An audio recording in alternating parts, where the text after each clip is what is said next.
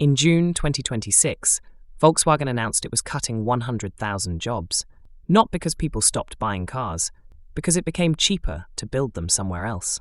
Germany's steelmakers are shutting down furnaces, its chemical giants are relocating production lines, and one by one, the companies that built modern Europe's industrial identity are quietly packing up and heading west to the United States. This isn't a temporary downturn. Economists are calling it something far more permanent, an industrial death spiral. For 80 years, Europe and America grew up as economic equals, sometimes rivals, mostly partners. But somewhere in the last 2 decades, that balance broke. Today, the United States is pulling so far ahead that some analysts believe Europe may never fully catch up. So what actually happened? Why can a continent of 450 million people, with some of the best universities and engineers on Earth, no longer keep pace with the country next door to it, on the other side of an ocean? The answer isn't one thing, it's 5 things, compounding on top of each other. And by the end of this video, you'll understand exactly why Brussels' own experts have called this an existential problem for Europe's future. In September 2024, the European Commission did something unusual. It asked one of its own, former European Central Bank President Mario Draghi, to write an honest, unfiltered diagnosis of what was wrong with the European economy. What came back was 383 pages long, and it did not hold back. Draghi's core finding was blunt. Europe's income per person, adjusted for purchasing power, now sits roughly a third below America's, and the EU invests only half as much in research and development as the US does. But the most damning number was this. The gap between American and European economic output widened by 12% in a single year, and 72% of that gap came down to one word: productivity. Europeans, on average, are simply producing less value per hour worked than Americans. Not because they work less hard. Europeans famously work fewer hours by choice for better quality of life, but because the tools, technology, and companies they work with are falling behind. And Draghi pointed to a specific culprit: technology. 2 decades ago, the biggest companies pouring money into research were car makers and pharmaceutical firms, industries where Europe still competed. Today, the biggest spenders are software and digital giants. And in that race, Europe barely has a horse running. Here's a thought experiment. Name 5 European tech companies as big as Google, Apple, Microsoft, Amazon, or Meta. You probably can't. And that's the point. Some economists argue this isn't an accident. It's the direct result of European policy itself. For decades, Brussels has treated corporate size with suspicion. Its antitrust regulators have blocked mergers that might have created companies large enough to compete globally.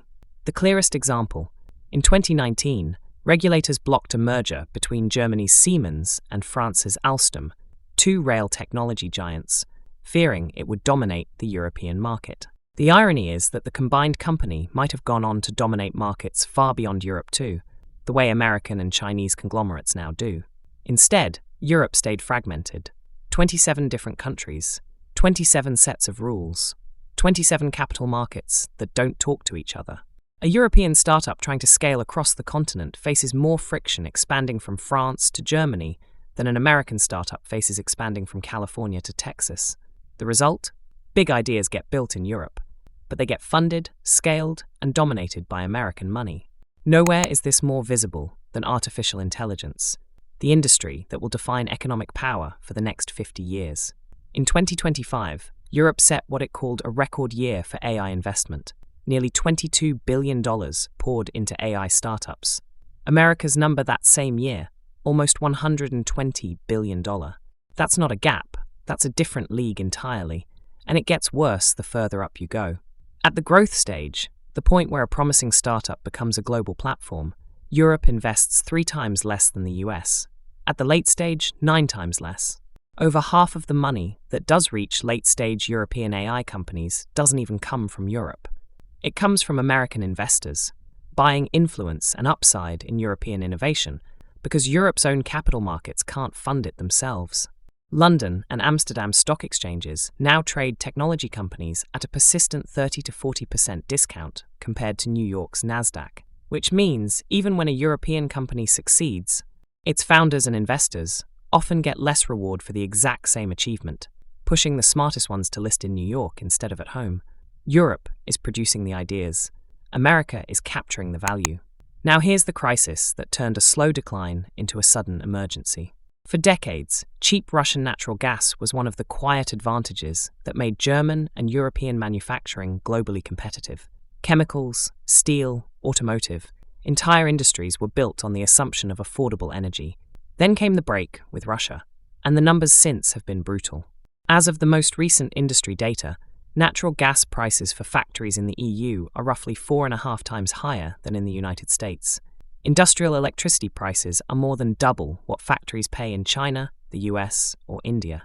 A recent industry monitoring report tracking the EU's own competitiveness pledges found something remarkable. Out of 22 globally benchmarked industrial categories, Europe now holds a clear advantage in only 3.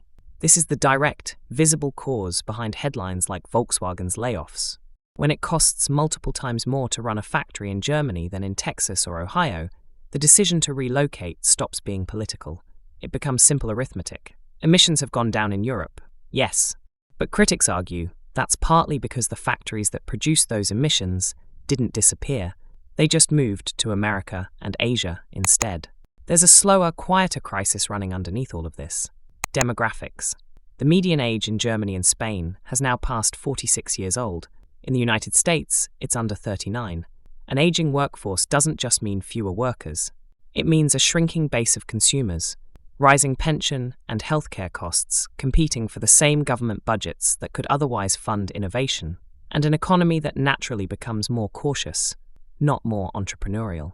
America, by contrast, keeps replenishing its workforce, partly through higher birth rates, but mostly through its continued ability to attract the world's ambitious young talent, including many Europeans themselves, who leave for better-funded labs, higher salaries, and faster-moving companies in the US.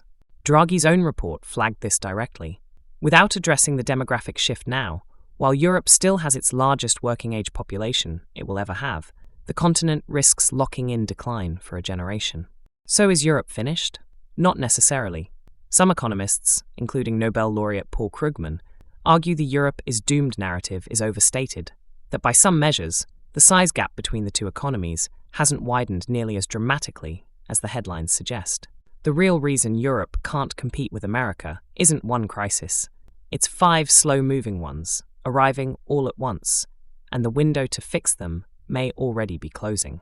If you want to understand where the next global flashpoint is building, make sure you're subscribed to DEEPCROFT, because this is only the beginning of the story.